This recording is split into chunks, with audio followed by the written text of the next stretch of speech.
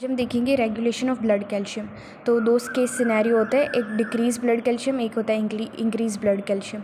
तो डिक्रीज होता है तो पैराथायरॉयड एंड किडनी का रोल आता है, और अगर इंक्रीज़ होता है तो थायराइड का आता है। ठीक है, अभी पैराथायरॉयड जो है वो पैराथ हार्मोन रिलीज़ करेगा, और किडनी जो है वो 125 DCC रिलीज़ करेगा। अब ये इसकी मैकेनिज़्म कैसे होती है हम पहले वो समझेंगे।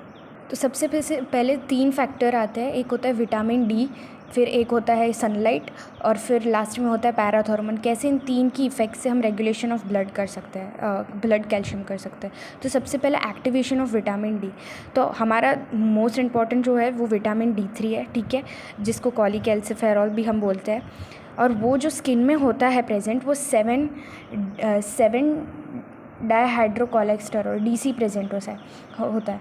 फिर क्या होता है, ये 7 DC पे जब सनलाइट पड़ती है तब वो कॉलीकैल्सिफेरॉल यानी कि एक्टिव फॉर्म विटामिन D3 में आता है, बट वो एक्टिव नहीं होता है, वो एक्टिव होता है लिवर में जब UV रेज आते हैं। फिर ये बन जाता है कैल्सिफेरॉल यानी कि CC। सबसे पहले DC था, उसके बाद CC बना। उसके बाद क्या होता है कि ये बन जाता है 25 हाइड्रोक्सी कोलेकैल्सिफेरॉल यानी कि HCC।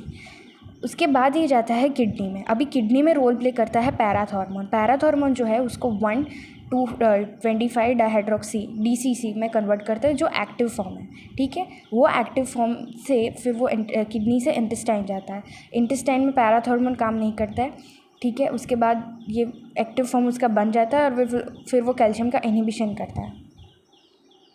तो अब यहाँ पे समझते हैं बोन क्या करे। पैराथ हार्मोन क्या है, अभी डिक्रीज़ हो गया तो इंक्रीज़ करना है, तो बोन में से वो कैल्शियम को रीअब्जॉर्ब करेगा और फिर उसको रिलीज़ करेगा ब्लड में। तो ऐसे नॉर्मल रेंज मिल जाएगी हमको। फिर ये इंटेस्टाइन में से कैल्शियम एब्जॉर्ब करेगा और ब्लड में जाएगा। इसके बाद जब इंक्रीज़ हो जाता है ब्लड कैल्शियम तो क्या होता है, तो थायराइड टेक्स प्लेस।